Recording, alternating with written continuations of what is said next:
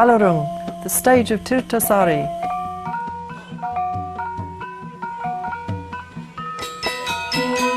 Puri Kalran, the place where it all started. The sweet sound of Peliatan's gamelan orchestra, with its instruments tuned to a 7-note scale. The development of a new choreography. It was the late Anak Agung Gede Mandra whose work shaped the development of music and dance in Peliatan, which has been long renowned for the excellence of its artists and musicians. Early in 1928, Agung Mandra met with another dancer, a man from Tabanan, I Kutut Mario.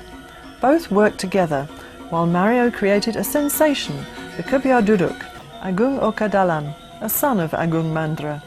His dance incorporates the use of an instrument called trompong. The opening dance, Pushpa Makar. This dance derives from the temple. Offerings are made to the audience.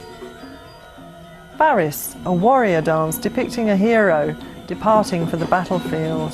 The Gong Lasem, or Kraton, based on a romantic intrigue of the 12th century. It was Agung Mandra who innovated the backbending movement of young dancers.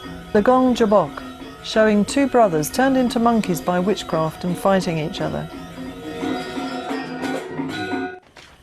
Sunday morning at Balerung stage in Peliatan.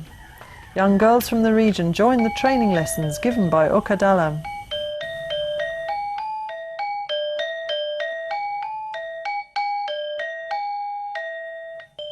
Training in the audience hall.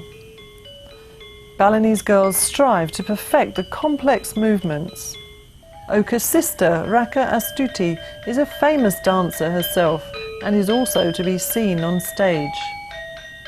The girls copy her style.